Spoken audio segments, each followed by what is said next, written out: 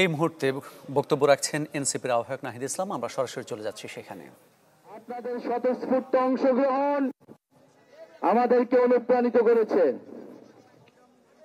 প্রিয় নারায়ণগঞ্জবাসী, গণ অভ্যুত্থানের পরে আমরা বলেছিলাম বাংলাদেশ রাষ্ট্রটাকে পরিবর্তন করতে হবে।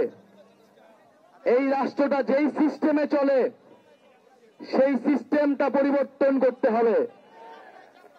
এই সিস্টেমের সবচেয়ে ভালো উদাহরণ হচ্ছে এই নারায়ণগঞ্জ শহর, যেখানে পরিবারতন্ত্র, মাফিয়াতন্ত্র, গডফাদার তন্ত্র সব মিলে মিশে একাকার।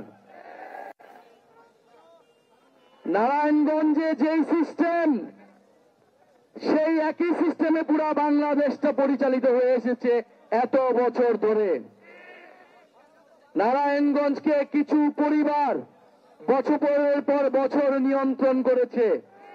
নারায়ণগঞ্জের ব্যবসা, অর্থনীতি, রাজনীতি সবকিছু। ইলেকট্রা এয়ার কন্ডিশনার কম বিদ্যুৎ খরচে দেবে অধিক শীতলতা, আর সেভিংসও হয়ে যাবে তাই।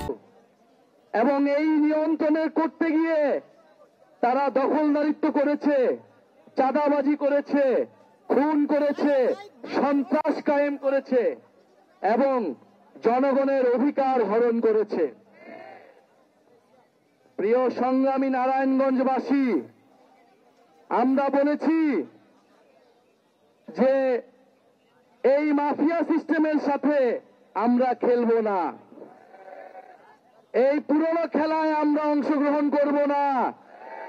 এই পুরনো খেলার বিরুদ্ধেই গণ অভ্যুত্থান হয়েছে, আমরা রক্ত দিয়েছি।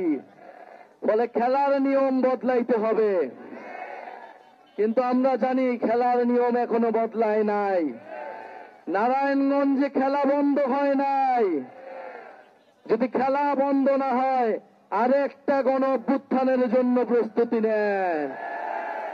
প্রিয় সংগ্রামী নারায়ণগঞ্জবাসী, গতকাল রাতে জুলাই পদযাত্রার তোরণ আগুন জ্বালিয়ে দেওয়া হয়েছে।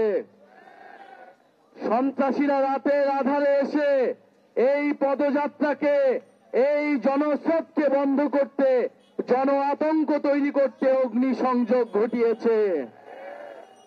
সংগ্রাম জুলাই পদযাত্রা কর্মসূচির পথসভায় বক্তব্য রাখছিলেন এনসিপির আহ্বায়ক নাহিদ ইসলাম। আমরা ছিলাম নারায়ণগঞ্জে।